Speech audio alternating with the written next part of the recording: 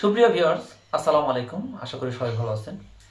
আজকের ভিডিওতে আমরা যে আয়কর রিলেটেড যে বিষয়গুলো, অর্থাৎ আয়কর রিটার্ন যদি আপনি জমা না দেন সেই ক্ষেত্রে আপনি কোন কোন সেবাগুলো পাবেন না, অর্থাৎ সরকারি যে সেবাগুলো আছে এই সেবাগুলো নেওয়ার জন্য, অর্থাৎ আয়কর রিটার্ন জমা না দিলে সরকার কিছু বাধ্যবাধকতা তৈরি করেছে, যেখানে আপনি কোন কোন সেবাগুলো নিতে পারবেন না বা আয়কর রিটার্ন দেওয়া থাকলে আপনি কোন কোন সেবাগুলো খুব সহজে পেতে পারেন, সেই বিষয়গুলো আজকের এই ভিডিওতে আমরা উল্লেখ করছি।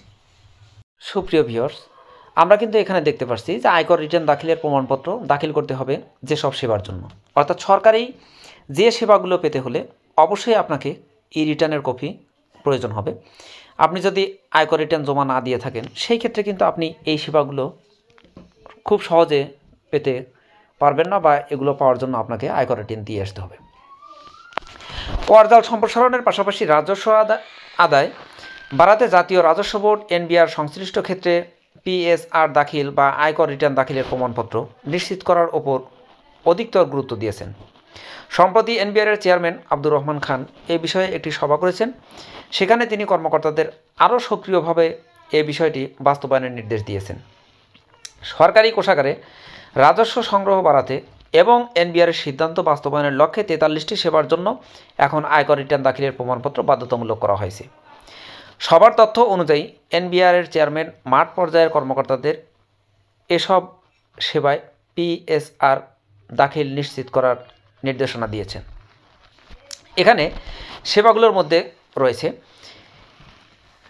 ব্যাংক বা আর্থিক প্রতিষ্ঠান থেকে 20 লাখ টাকার বেশি ঋণের জন্য আবেদন করা, কোনো কোম্পানির পরিচালক বা স্পন্সর শেয়ার হোল্ডার হওয়া। 3 নম্বরে আমদানি নিবন্ধন সনদ বা রপ্তানি নিবন্ধন সনদ প্রাপ্তি বা অব্যাহত রাখা। 4 নম্বরে সিটি কর্পোরেশন বা পৌরসভা এলাকায় ট্রেড লাইসেন্স প্রাপ্তির বা নবায়নের ক্ষেত্রে অবশ্যই আপনাকে আয়কর প্রত্যয়ন দিতে হবে। 5 নম্বরে রয়েছে যে কোনো সমবায় সমিতির নিবন্ধন প্রাপ্তির ক্ষেত্রে আয়কর রিটার্ন জমা দিতে হবে। 6 নম্বরে রয়েছে সাধারণ বীমার সার্ভেয়ার হিসেবে লাইসেন্স বা তালিকাভুক্ত প্রাপ্তি বা নবায়নের ক্ষেত্রে। 7 নম্বরে রয়েছে কোনো সিটি কর্পোরেশন বা পৌরসভা বা জেলা সদর বা ক্যান্টনমেন্ট বোর্ডের পৌরসভার অভ্যন্তরে অবস্থিত জমি, ভবন বা অ্যাপার্টমেন্ট যেখানে দলিল মূল্য 10 লাখ টাকার বেশি, সেক্ষেত্রে বাসিন্দা কর্তৃক হস্তান্তর, বায়নানামা বা পাওয়ার অফ অ্যাটর্নি অথবা জমি, ভবন বা অ্যাপার্টমেন্ট বিক্রয়ের রেজিস্ট্রি গ্রহণের ক্ষেত্রে আপনাকে আয়কর রিটার্ন দিতে হবে। 8 নম্বরে রয়েছে একটি ক্রেডিট কার্ড প্রাপ্ত বা রক্ষণাবেক্ষণের জন্য প্রয়োজন হবে। 9 নম্বরে রয়েছে চিকিৎসক, দন্ত চিকিৎসক, আইনজীবী, chartered account, cost and management accountant, প্রকৌশলী, স্থপতি ও সার্ভেয়ার বা অনুরূপ কোনো পেশাগত সংস্থার সদস্যপদ অর্জন বা অব্যাহত রাখা।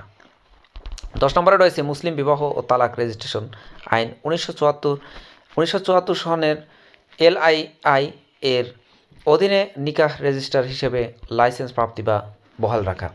11 নম্বরে রয়েছে কোনো বাণিজ্য বা পেশাজীবী সংস্থার সদস্যপদ লাভ বা অব্যাহত রাখা। 12 নম্বরে রয়েছে ড্রাগ লাইসেন্স, ফায়ার লাইসেন্স, পরিবেশ ছাড়পত্র সনদ, BSTI লাইসেন্স এবং ছাড়পত্র প্রাপ্তি বা নবায়ন। 13 নম্বরে রয়েছে কোনো এলাকায় গ্যাসের বাণিজ্য ও শিল্প সংযোগ গ্রহণ বা অব্যাহত রাখা বা সিটি কর্পোরেশন এলাকায় গ্যাসের আবাসিক সংযোগ গ্রহণ বা অব্যাহত রাখা। 14 নম্বরে রয়েছে launch, steamer, fishing, trawler, cargo, coaster, drum, birds ইত্যাদি সহ যে কোনো নৌযানের জরিপ, সনদ সংগ্রহ বা অব্যাহত রাখা বা ভাড়ার জন্য চলাচল। 15 নম্বরে রয়েছে পরিস্থিতি অনুযায়ী জেলা প্রশাসকের কার্যালয়, জেলা বা পরিবেশ অধিদপ্তর কর্তৃক ইট উৎপাদনের অনুমতি বা অনুমতির নবায়ন। 16 নম্বরে রয়েছে যে কোনো সিটি কর্পোরেশন, জেলা সদর বা পৌরসভায় অবস্থিত আন্তর্জাতিক পাঠ্যক্রম বা জাতীয় পাঠ্যক্রমের ইংরেজি ভার্সন অনুযায়ী শিক্ষা প্রদানকারী ইংলিশ মিডিয়াম স্কুলে শিশুর বা নির্ভরশীল ব্যক্তির ভর্তি অনুমতি অর্জন। এরপরে 17 নম্বরে রয়েছে সিটি কর্পোরেশন বা ক্যান্টনমেন্ট বোর্ডে বিদ্যুৎ সংযোগ গ্রহণ বা অব্যাহত রাখা। 18 নম্বরে রয়েছে কোম্পানির এজেন্সি বা ডিস্ট্রিবিউশন বা ডিস্ট্রিবিউটরশিপ প্রাপ্তি বা চালু রাখা। 19 নম্বরে রয়েছে অস্ত্রের লাইসেন্স প্রাপ্তি বা অব্যাহত রাখা।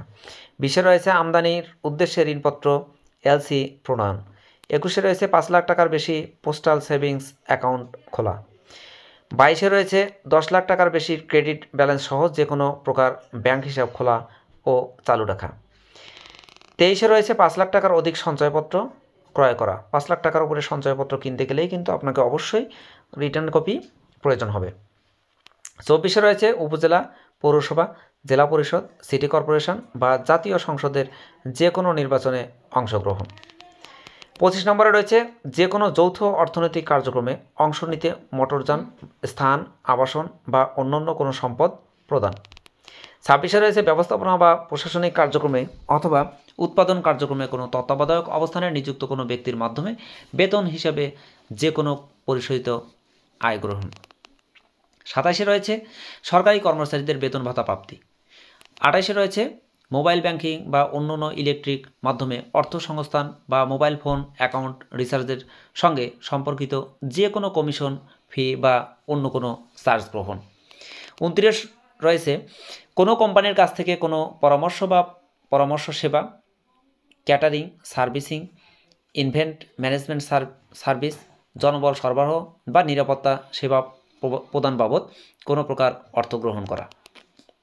30-এ রয়েছে মাসিক 16,000 টাকার অধিক পরিশোধের অর্থ এমপিওভুক্ত সরকারের কাছ থেকে গ্রহণ করতে হবে এমন বিষয় যাতে তাদেরকে অবশ্যই আয়কর রিটার্ন জমা দিতে হবে। 31-এ রয়েছে বীমা কোম্পানির এজেন্সি সার্টিফিকেট নিবন্ধন বা নবায়ন। 32-এ রয়েছে 2 ও 3 চাকার যানবাহন ব্যতীত যে কোনো প্রকার মোটরযানের নিবন্ধন, মালিকানা পরিবর্তন ও ফিটনেস নবায়নের ক্ষেত্রে আয়কর রিটার্ন প্রয়োজন হবে। 33-এ রয়েছে এনজিও বিষয়ক ব্যুরো বা মাইক্রো ক্রেডিট রেগুলেটরি অথরিটির লাইসেন্সধারী ক্ষুদ্র ঋণ সংস্থাকে বৈদেশিক অনুদান প্রদান। 34-এ রয়েছে যে কোনো ডিজিটাল প্ল্যাটফর্ম কর্তৃক বাংলাদেশের ভোক্তাদের কাছে যে কোনো পণ্য বা সেবা বিক্রয় করা। 35-এ রয়েছে কোম্পানি আইন 1994 এবং সোসাইটি রেজিস্ট্রেশন অ্যাক্ট 1860 এর অধীন নিবন্ধিত ক্লাবের সদস্যদের জন্য আবেদন করা। 36-এ রয়েছে পণ্য সরবরাহ, চুক্তি সম্পাদন বা সেবা প্রদানের উদ্দেশ্যে কোনো বাসিন্দা কর্তৃক দরপত্র, দলিল দাখিল এগুলোর ক্ষেত্রে। 37-এ রয়েছে কোনো কোম্পানি বা ফার্ম হতে যে কোনো ধরনের পণ্য বা সেবা গ্রহণ। 38-এ রয়েছে বাংলাদেশে আমদানি বা রপ্তানির জন্য বিল অব এন্ট্রি দাখিল। 39 নম্বর রয়েছে কোনো সিটি কর্পোরেশন বা পৌরসভার রাজধানী উন্নয়ন কর্তৃপক্ষ বা রাজুক, চট্টগ্রাম উন্নয়ন কর্তৃপক্ষ, সিডিএ খুলনা উন্নয়ন কর্তৃপক্ষ, রাজশাহী উন্নয়ন কর্তৃপক্ষ সংশ্লিষ্ট কোনো কর্তৃপক্ষের অনুমোদন লাভের উদ্দেশ্যে ইমারত নির্মাণের পরিকল্পনা দাখিল করলে তখন কিন্তু আয়কর রিটার্ন জমা দিতে হবে। 40-এ রয়েছে দলিল লেখক, ডাক টিকিট ও কোর্ট ফি বিক্রেতাদের নিবন্ধন। 41 নম্বর সমবায়, ট্রাস্ট, এনজিওর ইত্যাদির ব্যাংক হিসাব খোলা। 42-এ রয়েছে সিটি কর্পোরেশন এলাকায় বাসা ভাড়া ও ইজারা প্রদান। 43-এ রয়েছে নির্দিষ্ট সংস্থার জন্য পণ্য সরবরাহ ও সেবা প্রদান। সুপ্রিয় দর্শক বন্ধু, এই ছিল এখনকার মতো। সাবস্ক্রাইব করে পাশে থাকুন। পরবর্তী ভিডিও দেখার নিমন্ত্রণ জানিয়ে বিদায় নিচ্ছি। সবাই ভালো থাকুন, সুস্থ থাকুন। আল্লাহ হাফেজ।